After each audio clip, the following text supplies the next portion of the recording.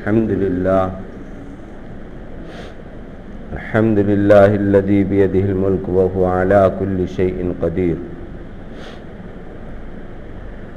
الحمد لله الذي كتب الآثار ونطق الآجال والقلوب عنده مفضية والسر عنده علانية. الحلال ما أحل والحرام ما حرم والدين ما شرع والأمر ما قضى. الخلق خلقه والعبد عبده وهو الله الرؤوف الرحيم. أشهد أن لا إله إلا الله وحده لا شريك له وأشهد أن سيدنا وسندنا ومولانا محمدا عبده ورسوله. أما بعد، أرسله بالحق بشيرا ونذيرا وداعيا إلى الله بإذنه وسراجا منيرا. أما بعد، قال الله تبارك وتعالى في القرآن المجيد: فأعوذ بالله من الشيطان الرجيم، بسم الله الرحمن الرحيم. ومن أحسن قولا ممن دعا إلى الله وعمل صالحا وقال إنني من المسلمين. وقال تبارك وتعالى: كنتم خير أمة أخرجت للناس تأمرون بالمعروف وتنهون عن المنكر وتؤمنون بالله. وقال النبي صلى الله عليه وسلم: حسن خلقك يكمل إيماني. أو كما قال عليه الصلاة والسلام: سبحانك لا علم لنا إلا ما علمتنا إنك أنت العليم الحكيم. رب اشرح لي صدري ويسر لي أمري واحلل عقدة من لساني يفقهوا قولي.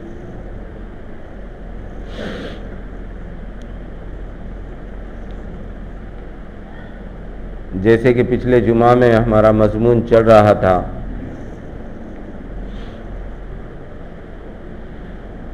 دعوت الی اللہ،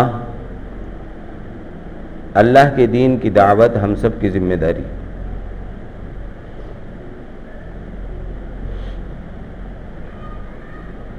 کسی بھی اعتبار سے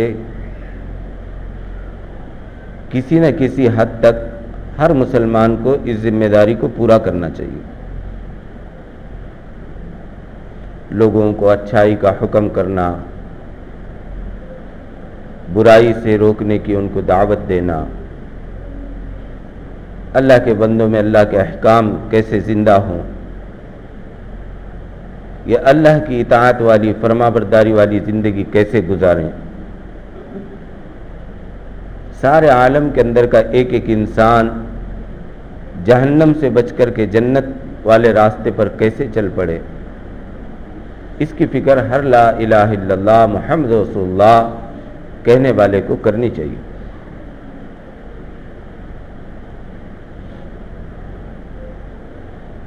اور اس دعوت کے 3 شعبے ہیں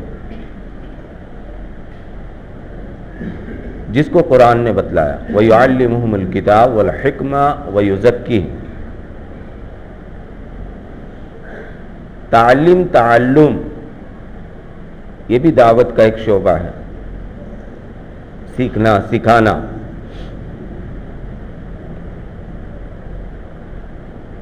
جو مدارس والے کر رہے ہیں، مکاتب والے کر رہے ہیں. مسجد میں اگر کوئی امام اپنے مقتدیوں کو کوئی چیز سکھا رہا ہے روزانہ، بہت ساری مسجدوں میں تعلیم بالغان چلتے ہیں، بہت ساری مساجد کے اندر میں مکاتب چلتے ہیں، بہت ساری مسجدوں کے اندر میں امام کسی نماز کے بعد کھڑے ہو کر کے دین کا کوئی ایک آدھ مسئلہ بتا دیتے ہیں. مدارس، مکاتب،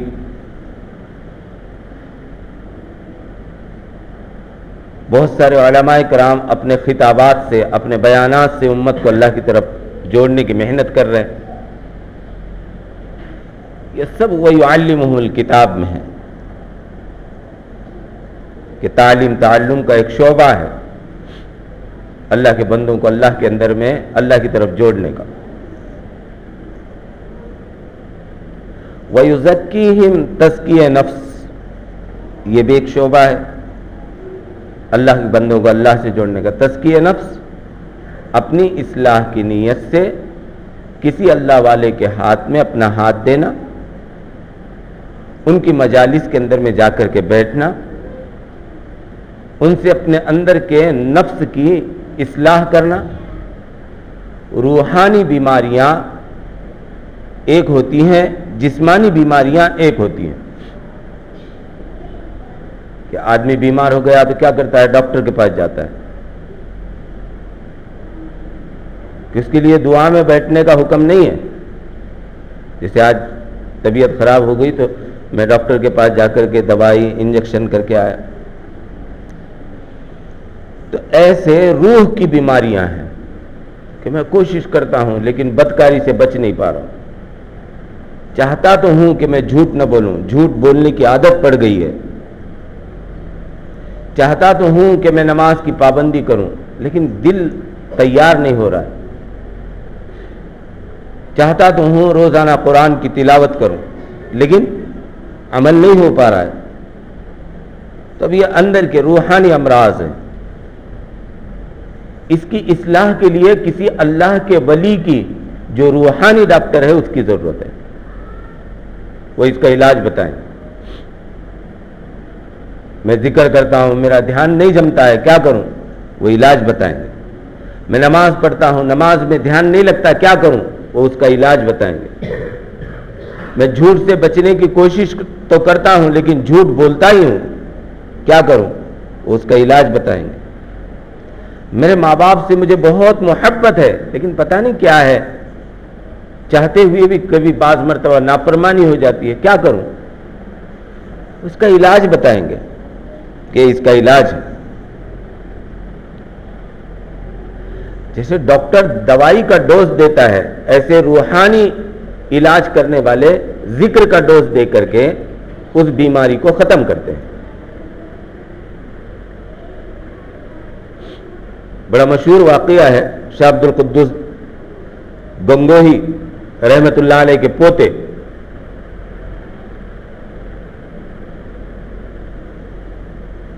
ایک مرتبہ اپنے گھر کے چھت کے اوپر کبوتر اڑا رہے ہیں. کبوتر پالے ہوئے تھے، کبوتر اڑا رہے ہیں.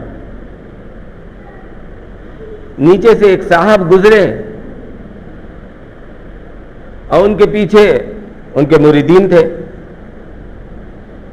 اب یہ خاندانی سید ہیں، خاندانی ان کے پاس بزرگوں کا اللہ والوں کا سلسلہ ہے، لیکن انہوں نے اوپر سے دیکھا اور دیکھ کر کے کہنے لگے یہ مراسی، اور پتہ نہیں، اور ایک جملہ کہا کہ یہ لوگ کب سے پیری مریدی کرنے لگ گئے، اور ان کے پیر ہو گئے اور ان کے پھر مریدین ہو گئے. تو انہوں نے نیچے سے اوپر گردن اٹھائی اور اٹھا کر کے کہا کہ جب سے خاندانی لوگوں نے کبوتر اڑانا شروع کر دیا تب سے ہم نے پیری مرشدی سنبھال لی. دل پہ ایک ضرب لگی، چوٹ لگی. اب چوٹ لگی تو گھر آئے، نیچے آ کر کے اپنی اماں سے کہنے لگی کہ اماں اپنی وہ خاندانی وراثت کہاں ہے، پیری مرشدی کی کہاں ہے؟ تو انہوں نے کہا کہ بیٹا وہ تو چلی گئی فلاں علاقے کے اندر میں. کہ اچھا ٹھیک ہے.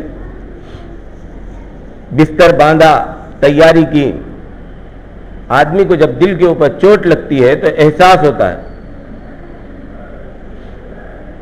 پہنچے، ان کے خاندان سے کسی نے خلافت لی ہوئی ایک بزرگ فلاں علاقے کے اندر میں رہتے تھے.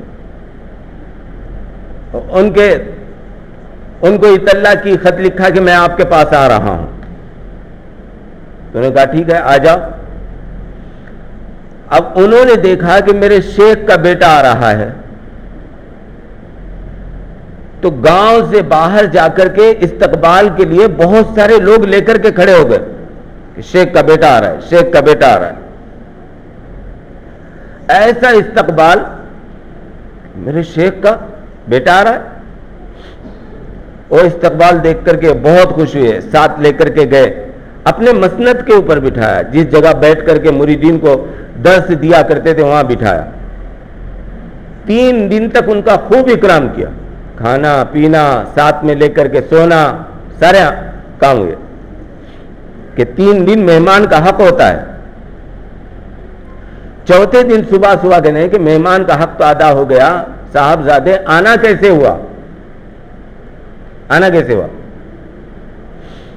تو کہنے ہیں کہ اپنے باپ کی میراث لینے کے لیے آیا ہوں، وراثت لینے آیا ہوں باپ کی. جیسے ہی انہوں نے کہا ان کا رنگ بدل گیا، کہنے کہ چلو، اٹھا دیا مسند کے اوپر سے. لوگ پریشان، اتنی عزت دے کر کے اچانک چلو یہاں سے نکل. وہ جو گھوڑوں کا طبیلہ ہے، بھینسوں کا طبیلہ ہے، جانور جس جگہ باندھے جاتے ہیں اس جگہ پر جاؤ، وہاں ایک چھوٹی سی جھوپڑی بنی ہوئی تھی، اس میں رہو. یہ اٹھے اور جا کر کے وہاں بیٹھے. 1 سال تک مسلسل گھوڑوں کی لید اٹھوائی، جس کو ہم گوبر کہیں گے.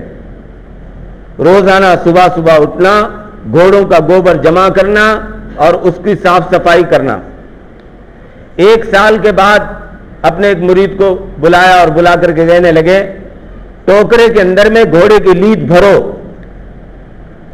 اور ان کے قریب جا کر کے گرا دینا جان بوجھ کر کے، اور کیا کہتے ہیں مجھے آ کر کے کہنا. 1 سال کے بعد جا کر کے انہوں نے گرا دی. جب کپڑوں پہ اور بدن کے اوپر وہ گندگی آئی، سمجھتا نہیں، دکھتا نہیں، گرا دیا یہاں. کہا کہ صاحب میں اٹھاتا ہوں. اٹھایا، سر پر رکھا اور چلے. شیخ نے پوچھا کیا ہوا؟ کہنے کہ یہ ہوا کہ اچھا ٹھیک ہے. پھر 1 سال گوبر اٹھوایا. پھر 1 سال کے بعد ان کے قریب جا کر کے پھر گرانے کے لیے کہا تو پھر گر گیا. کہنے کہ کیا ہے، سمجھتا نہیں، ایسے گرا دیا آپ نے. تھوڑا نرمی آئی. کہنے کہ نہیں حضرت غلطی ہو گئی، لے کر کے جاتا ہوں. سر پر ٹوکرا رکھا اور چلے گئے. انہوں نے آ کر کے کہا کہ حضرت ایسے ہوا. 3 سال کے بعد تیسرے سال کہا کہ جاؤ جا کر کے اب گراؤ. اب جو ان کے قریب گرا تو بدن کے اوپر اڑا. تو کہنے کہ کوئی بات نہیں، پریشان مت ہو. اٹھایا، گوبر ٹوکرے میں رکھا، سر کے اوپر رکھا اور کہنے کہ میں پھینک کر کے آتا ہوں، تم پریشان مت ہو. کہنے کہ ہاں اب بات بن گئی. پھر بلا کر کہنے کہ دیکھو صبح شکار کے اوپر جانا ہے، تیار رہنا. اس زمانے میں لوگ شکار کیا کرتے تھے، خرگوش کا اور دوسرے جانوروں کا. کہ ٹھیک ہے. بڑے بڑے شکار کے لیے کتے ہوا کرتے تھے. کتے ان کو پکڑا دیا ہاتھ میں. کہا کہ دیکھو وہاں جانے کے بعد جب میں بولوں اس وقت میں کتے چھوڑنا ہے.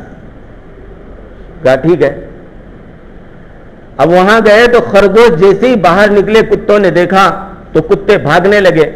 3 سال تک دال روٹی کھا کر کے جھوپڑے میں رہ کر کے وہ گھوڑوں کی لید اٹھا کر کے کمزور ہو گئے تھے. تو کتے سنبھلے نہیں، چھوٹ کر کے ہاتھ میں سے ان کو کھینچتے ہوئے لے کر کے گئے اور جا کر کے کتوں نے حملہ کر دیا. تو شیخ نے کہا کہ سمجھتا نہیں، کتے چھوڑ دیا، میں نے تم سے کہا تھا کہ چھوڑنا مت. کہنے کہ حضرت غلطی ہو گئی، ہاتھ سے چھوٹ گئے. گلے سے لگایا اور گلے سے لگا کر کے واپس لائے، اپنے مسند پر بٹھایا اور خلافت دے دی. اور خلافت دے کر کے کہا کہ بیٹے اب تم وراثت لینے کے لائق ہو چکے ہو، اب تم جا سکتے ہو. وہ تو چلے گئے. رات شاہ عبد القدوس گنگوہی رحمۃ اللہ علیہ خواب میں آئے اور آ کر کہنے لگے کہ بڑی محنت کرائی میری اولاد سے، میں نے تو تجھ سے اتنی محنت نہیں کرائی تھی. تو جواب کے اندر میں کہتے ہیں کہ حضرت کبوتر باز بن کے آیا تھا، اب انسانوں کی اصلاح کرنے کے لائق بنانا تھا، اس لیے اتنی مشقت کروائی اس کو. ایک اللہ والے کی خانخواہ میں 40 سال تک لوگ پڑے رہے، جوتیاں اٹھاتے رہے اپنے اندر کے نفس کو مارنے کے لیے. ایسے نہیں ملتی یہ چیزیں، کسی اللہ والے کی صحبت اختیار کرنی پڑتی ہے. وَيُعَلِّمُهُ الْكِتَابَ وَالْحِكْمَةَ وَيُزَكِّيهِمْ میں آتا ہے تزکیہ نفس. کسی اللہ والے کی صحبت اختیار کرنا، اس کے ہاتھ میں اپنا ہاتھ دینا، اپنے امراض اس کو بتانا، ان کی صحبت میں بیٹھ کر کے اپنے اندر کی مایا تیار کرنا۔ تیسری چیز ہے والحکمہ دعوت الی اللہ، جو آج کے دور کے اندر میں دعوت اور تبلیغ ہے۔ یہ 3 شعبے ہیں، ان 3 شعبوں میں لگ کر کے آدمی اللہ کے دین کی محنت کرے۔ مولانا الیاس صاحب رحمۃ اللہ علیہ نے جو دعوت، تزکیہ نفس اور دعوت الی اللہ، تعلیم تعلم کو ایک جگہ جمع کرنے کی کوشش کی۔ ہمارے پاس تعلیم تعلم ہے، تزکیہ نفس کے لیے بیت بھی ہے۔ مولانا انعام الحسن صاحب، حضرت جی مولانا یوسف صاحب رحمۃ اللہ علیہ، مولانا الیاس صاحب رحمۃ اللہ علیہ اور تمام اکابرین بیت کیا کرتے تھے جماعت کے ساتھیوں، آج بھی کرتے ہیں نظام الدین کے اندر میں۔ یہ بات اور ہے کہ ہمارے ساتھی ان کے بتائے ہوئے طریقے کے اوپر عمل نہیں کرتے، اس لیے 50 سال تبلیغ میں لگ گئے، اندر سے نہیں بنتے، اندر سے اصلاح نہیں ہوتی۔ وَمَنْ أَحْسَنُ قَوْلًا مِّمَّنْ دَعَا إِلَى اللَّهِ وَعَمِلَ صَالِحًا وَقَالَ إِنَّنِي مِنَ الْمُسْلِمِينَ۔ اللہ تبارک و تعالیٰ کو اس سے اونچا عمل اور کوئی اللہ تبارک و تعالیٰ کو اس سے زیادہ محبوب عمل ہے ہی نہیں جو لوگوں کو اللہ کی طرف بلائے، اللہ کے دین کی دعوت دے۔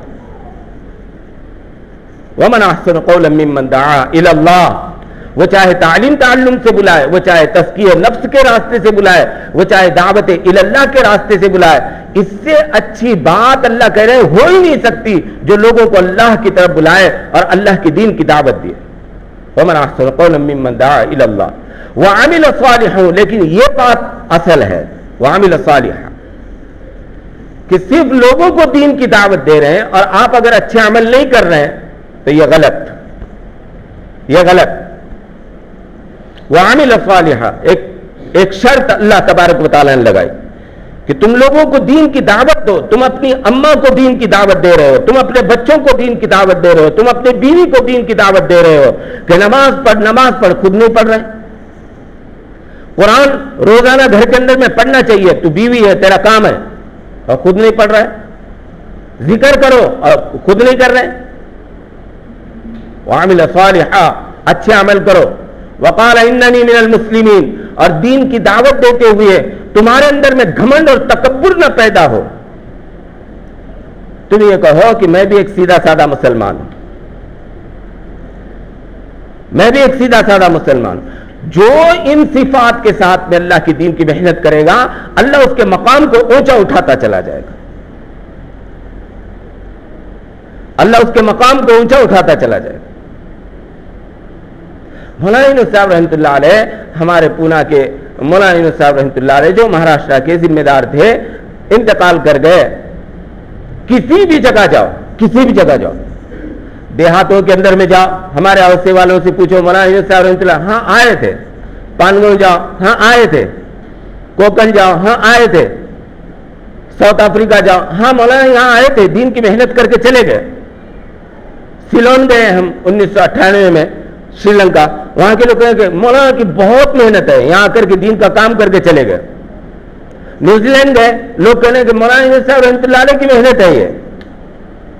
آسٹریلیا، مولانا کی محنت ہے کہ یہ آدمی پہنچا کہاں کہاں، اس نے اتنی محنت کیسی کی۔ اللہ پھر ان کی زندگیوں میں برکتیں ڈالتے ہیں۔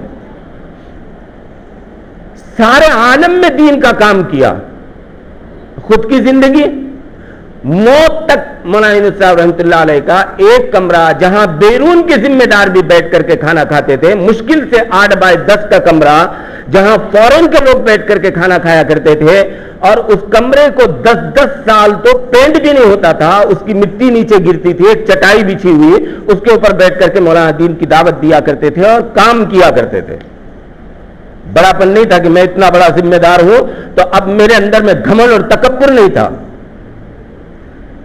میں نے تو چھوڑو، ہمارے اکابرین نے دیکھا جو آج زندہ ہیں، میں نے تو دیکھا ہی، حضرت کی خدمت میں رہنے کا جو موقع ملا، ایک رات پورے صوبے کا سفر کر کے مولانا یونس صاحب رحمۃ اللہ علیہ مدار چلہ مسجد کے اندر میں حضرت کا قیام ہوا کرتا تھا، وہاں پہنچے مدار چلہ مسجد۔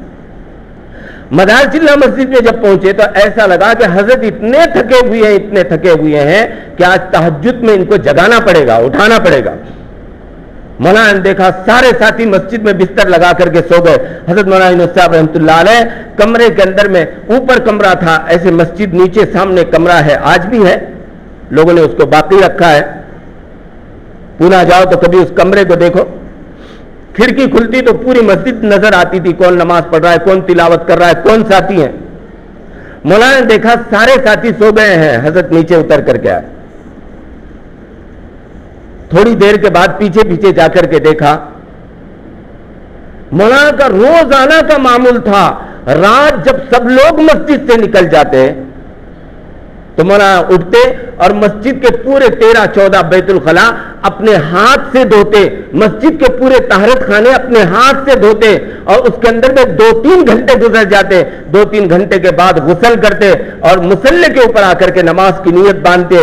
1 پارہ 2 پارے 3 پارے، اللہ جتنی توفیق دے قرآن کی تلاوت کرتے، اور 2 رکعت نماز کے بعد ہاتھ اٹھا کر کے اللہ سے کہتے کہ اللہ، یونس اس قابل نہیں تھا کہ تیرے آئے ہوئے مسجد کے اندر میں اللہ کے گھر کے نمازیوں کی گندگی صاف کر سکوں.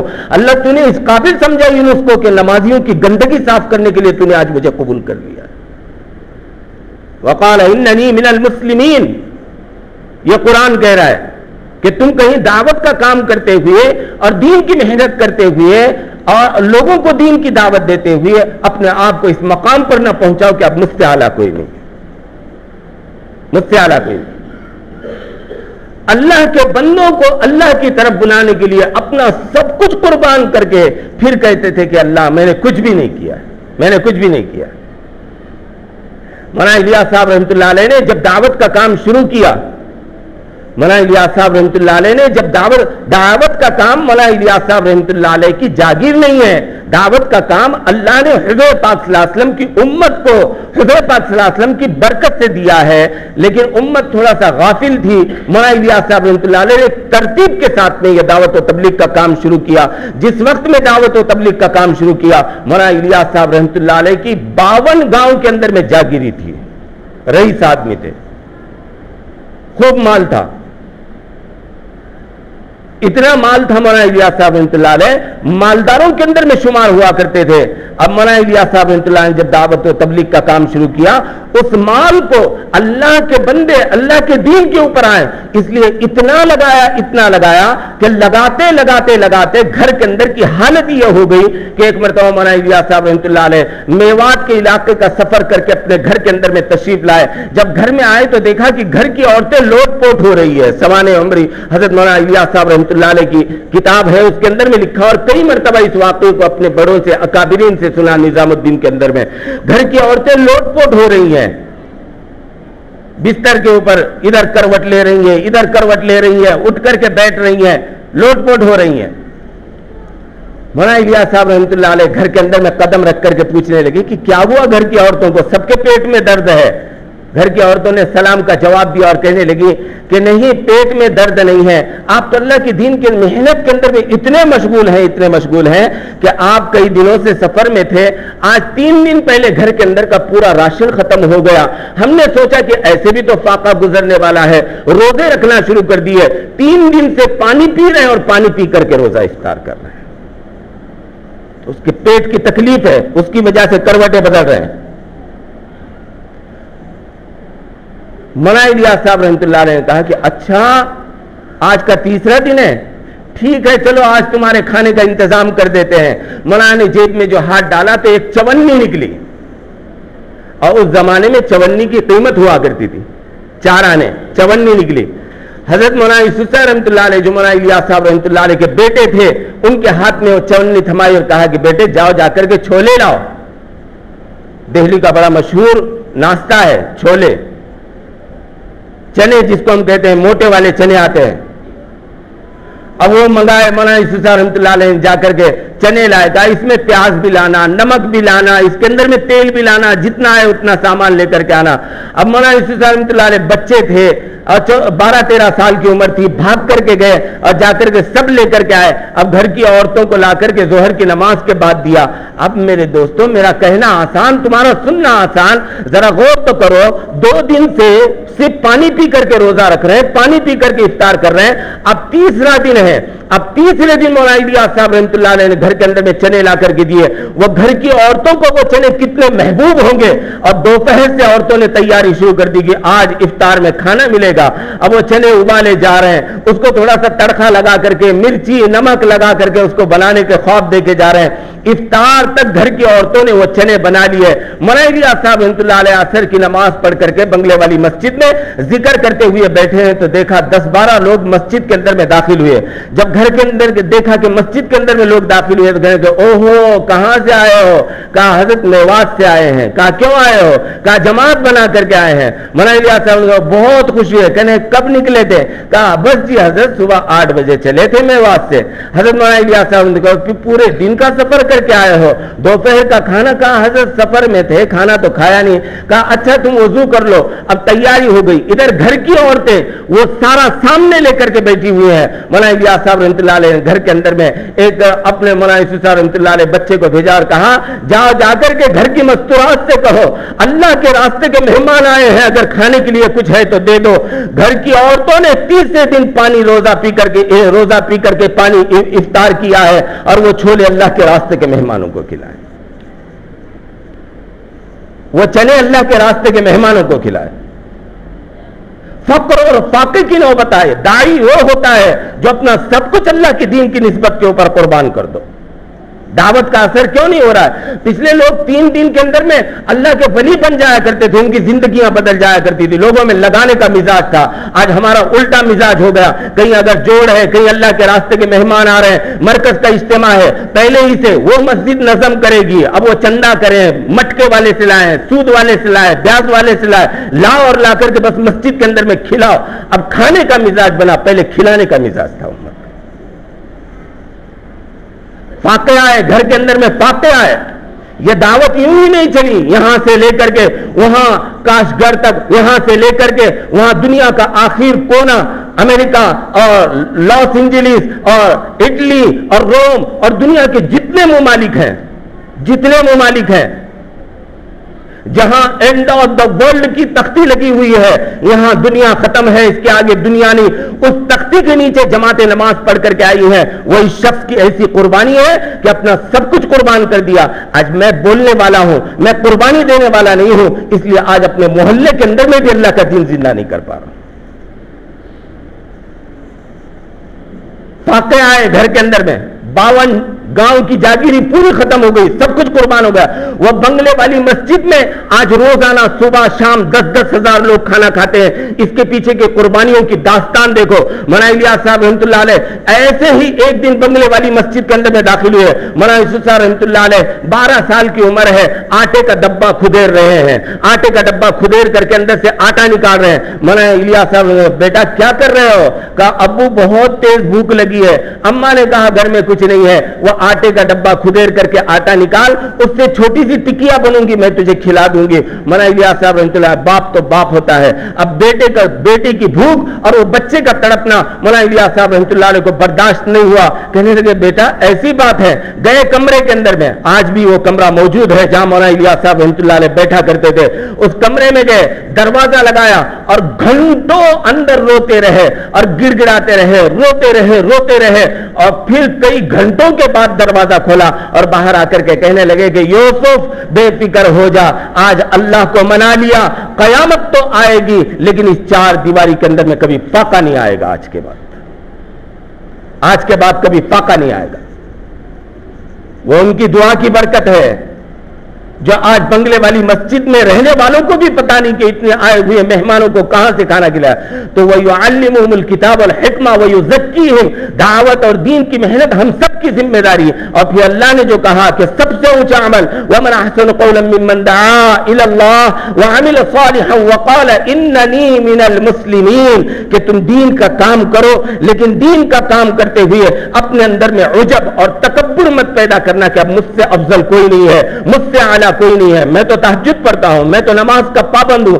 اب کسی بے نمازی کو دعوت دیتی ہوئے تمہارے دل میں یہ خیال نہ آئے میں نمازی ہوں, اس بے نمازی کو دعوت دے رہا ہوں. ہو سکتا ہے اللہ موت سے پہلے تمہیں بے نمازی بنا دے اور اسے 5 وقت کا تہجد گزار بنا دے. اللہ تبارک کبھی کبھی گناہگار آدمی بھی بہت بڑا دین کا کام کر جاتا ہے، اللہ اس سے بہت بڑا کام لے لیتے ہیں۔ دو شخص ہیں دنیا کے اندر میں، ایک حضرت ابو بکر صدیق رضی اللہ تعالیٰ عنہ اور دوسرے حضرت امام احمد بن حنبل رضی اللہ تعالیٰ عنہ۔ ان دونوں کے بارے میں تاریخ نے گواہی دی، لولا ابو بکر لما عبید اللہ، ابو بکر اگر حضور پاک صلی اللہ علیہ وسلم کا وفات جس وقت میں ہوا اس وقت میں زمین کے اوپر نہ ہوتے تو قیامت تک اللہ کا نام لینے والا کوئی نہ ہوتا۔ یا ابو بکر کے صدقے طفیل میں امت کو اس وقت میں ابو بکر نے سنبھالا اور اسلام دنیا کے اندر میں چمکا۔ اور دوسرا شخص جس کی تاریخ گواہی دیتی ہے احمد بن حنبل رحمت اللہ علیہ، جنہوں نے قرآن کی خاطر میں اتنا مار کھایا کہ بدن کی بوٹیاں اڑا کرتی تھی اور خون نکلا کرتا تھا۔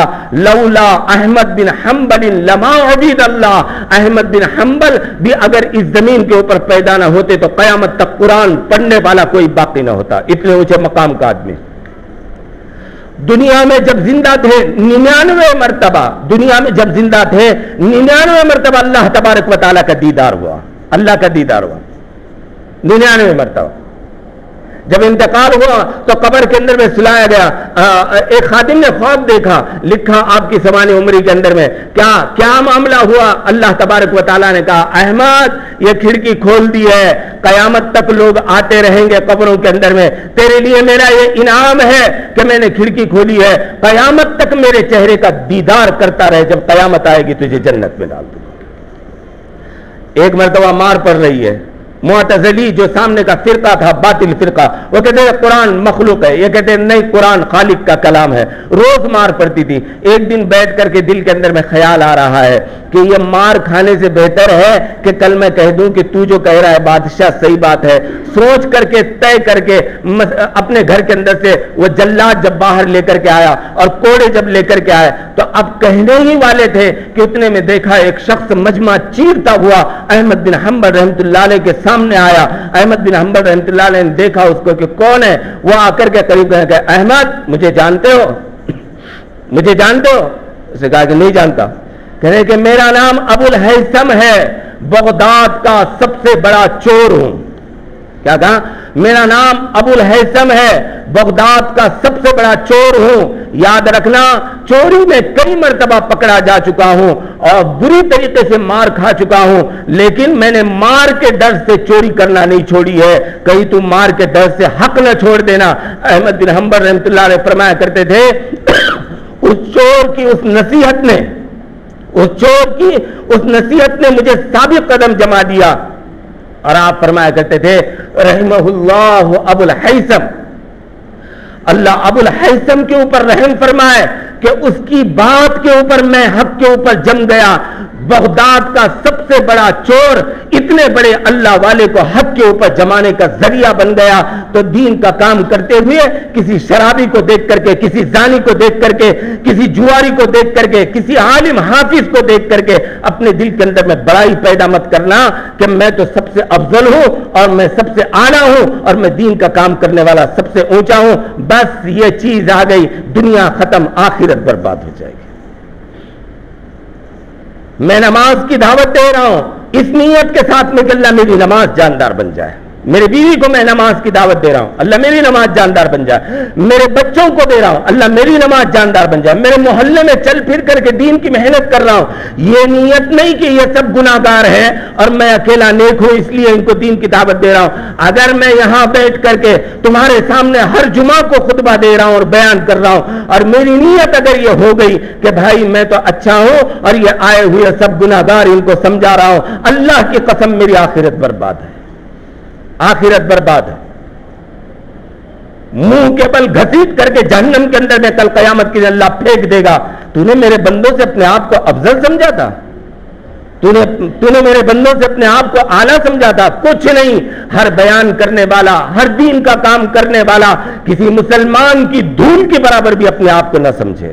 چاہے وہ شرابی کیوں نہ ہو. وَاجْتَبَاكُمْ اللہ قرآن کے اندر میں فرماتا ہے کہ میں نے حضور پاک صلی اللہ علیہ وسلم کی امت کے اندر میں ایک ایک فرد جو پیدا کیا ہے وہ چنا ہوا میرا بندہ ہے. میں نے پورے دنیا کے اندر میں جتنے انسان پیدا ہونے والے اللہ کہتے ہیں سب کو دیکھا اور سب کے اوپر نظر ڈالی, اور سب کے اوپر نظر ڈال کر کے جیسے پلیٹ میں کھانا ہوتا ہے اور آدمی کو جو پسند ہوتا ہے وہ اٹھا لیتا ہے, اللہ نے آدم علیہ السلام سے لے کر کے قیامت تک آنے والے انسانوں کو سامنے رکھا, اور سامنے رکھ کر کے اللہ نے اٹھایا ایک ایک کو, چل تو میرے حبیب کی امت میں, چل تو میرے حبیب کی امت میں, چل تو میرے حبیب کی امت میں. حضور کی امت میں پیدا ہونے والی فاحشہ عورت بھی اللہ تبارک و تعالیٰ کی چنی ہوئی ہے, اللہ کی چنی ہوئی ہے. حضور کے امت میں پیدا ہونے والا شرابی آدمی بھی اللہ کا چنا ہوا ہے. حضور کی امت میں پیدا ہونے والا کافر آدمی بھی اللہ تبارک و تعالیٰ کا چنا ہوا ہے. اللہ نے جس کو پسند کیا اس کو حضور کی امت میں پیدا کیا. ہم کسی کو حقیر نہیں سمجھ سکتے, کسی کو حقیر نہیں سمجھ سکتے. دعوت وقال اننی من المسلمین, اپنے آپ کو چھوٹا سمجھو, اونچے اٹھتے چلے جاؤ گے. تبوک کا موقع, اللہ کے رسول صلی اللہ علیہ وسلم جنگ کے میدان میں ہے, ایک لاش اڑتی ہوئی ہوا کے اندر میں آئی. اللہ کے رسول صلی اللہ علیہ وسلم نے دیکھا کہ ایک لاش اڑتی ہوئی آئی, حضور پاک صلی اللہ علیہ وسلم کے سامنے رکھی گئی. اللہ کے رسول صلی اللہ علیہ وسلم نے فرمایا صفیں درست کر لو. سب نے صفیں درست کر لی. حضور پاک صلی اللہ علیہ وسلم نے نماز جنازہ پڑھائی. جیسے حضور نے نماز جنازہ پڑھائی وہ لاش اٹھی اور واپس مدینے کی طرف جانے لگی. اللہ کے رسول صلی اللہ علیہ وسلم نے دیکھا وہ لاش مدینے کی طرف چلے گئی. صحابہ نے دیکھا یہ کیا ماجرا ہے, یہ کس کی لاش ہے؟ کہ حضور پاک صلی اللہ علیہ وسلم نے فرمایا یہ میرے صحابی معاویہ بن معاویہ لیثی رضی اللہ تعالی عنہ کی لاش ہے. یہ میرے صحابی معاویہ بن معاویہ لیثی رضی اللہ تعالی عنہ کی لاش ہے. صحابہ نے دیکھا سورج کے اندر میں سرخی ہے اور لالی ہے اور ایک خوشبو ہوا کے اندر میں پھیلی ہوئی ہے. حضور سے پوچھا یا رسول اللہ یہ کیا معاملہ ہے؟ حضور پاک صلی اللہ علیہ وسلم نے فرمایا یہ میرے معاویہ بن معاویہ لیثی رضی اللہ تعالی عنہ کی نماز جنازہ پڑھنے کے لیے آج آسمان سے 70 صفیں زمین کے اوپر اتری ہیں, اور ہر صف کے اندر میں 70,000 فرشتہ ہے. ان کے نور کو اللہ نے آج سورج کے نور کے ساتھ میں ملایا ہوا ہے, اور ان کی خوشبو آج ہوا کے اندر میں خوشبو بن کر کے پھیلی ہوئی ہے. صحابہ نے پوچھا یا رسول اللہ معاویہ بن معاویہ لیثی رضی اللہ تعالیٰ عنہ کا کون سا عمل تھا جس کی وجہ سے آسمان سے 70,000 فرشتے زمین کے اوپر اترے؟ حضور نے فرمایا پہلا عمل سورہ اخلاص بہت کثرت سے پڑھتا ہے اور بڑے پیار اور محبت سے پڑھتا ہے. قل هو اللہ احد کا سورہ, اس کو اپنی زندگی کا حصہ بنا لو. زندگی کے کسی نقشے میں ناکامیاب نہیں ہوں گے. میں اکثر بیان میں کہتا ہوں جو شخص روزانہ 100 مرتبہ قل هو اللہ احد پڑھتا ہے, 200 مرتبہ قل هو اللہ احد پڑھتا ہے, وہ دنیا کے کسی نقشے کے اندر میں ناکامیاب نہیں ہوگا. اللہ کے غیب کے خزانے اس بندے کے لیے کھول دیے جائیں گے. سب سے محبوب عمل اللہ کو سورہ اخلاص کی تلاوت ہے.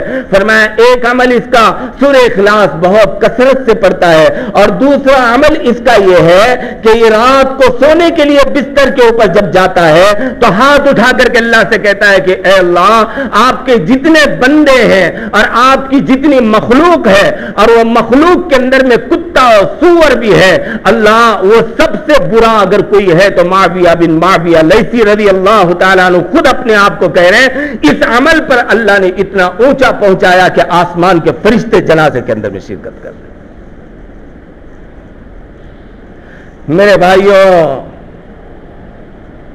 اللہ کے واسطے دین کے کام کو اپنا کام بناؤ, دین کی محنت کو اپنی محنت بناؤ, اور دعوت کا کام کرتے ہوئے دین کا کام کرتے ہوئے اپنے آپ کو چھوٹا بناؤ. دائی کے اندر میں آسمان کے جیسی وسعت ہونی چاہیے, آسمان جیسا پھیلا ہوا ہے ایسا اس کا دل پھیلا ہوا ہونا چاہیے. سمندر کی جیسی گہرائی ہونی چاہیے. سمندر کتنا گہرا ہے, ساری گندگیوں کو اپنے اندر میں سمیٹ لیتا ہے. امت کے سارے عیبوں کو اپنے اندر میں سما جاؤ. سمندر کی جیسی گہرائی ہونی چاہیے. بارش کے جیسی سخاوت، بارش برستی ہے تو غریب امیر سب کے گھر کے اوپر برستی ہے. دین کا کام کرو اور دین کی محنت کرو تو اپنے آپ کو ایسا سمجھو کہ میں سب کے لیے اللہ تبارک و تعالیٰ نے مجھے پیدا کیا ہوا ہے. اللہ کے لیے دعوت کی محنت کو اپنی زندگی کا مقصد بناؤ. اس سے اونچے عمل اللہ تبارک و تعالیٰ کے پاس کوئی نہیں. اور دین کی محنت کرتے ہوئے اللہ کے نیک بندوں سے اپنا اصلاحی تعلق رکھو تاکہ اندر کے یہ خبیث ترین جذبات نکلتے رہیں اور اندر سے اللہ تبارک و تعالیٰ ہمیں بناتا رہے. یاد رکھو دعوت اور اصلاحی تعلق یہ دو چیزیں اگر ایک جگہ جمع ہو جائیں گی اس کے جیسا داعی زمین کے اوپر کوئی نہیں ہوگا. اگر صرف دعوت کا کام کریں گے اور علماء سے اور اللہ کے نیک بندوں سے تعلق نہیں ہوگا اور اپنے اندر کی بیماریوں کو ان کو اگر نہیں بتائیں گے تو اس دعوت کے کام کرنے والے سے زیادہ برا اس زمین کے اوپر کوئی نہیں ہوگا. اللہ اس کے شر سے پھر پورے امت کی حفاظت فرمائے. اس کام کو اپنا کام بنائیں, محنت کریں, اخلاص کے ساتھ میں کریں, اپنے بیوی بچوں کے اوپر کریں, اور یہ محنت جتنی عام ہوگی اللہ تبارک و تعالیٰ کی اتنی مددیں آئیں گی. اللہ ہم سب کو عمل کی توفیق نصیب فرمائے. وآخر دعوانا الحمدللہ رب العالمین. سنت پڑھ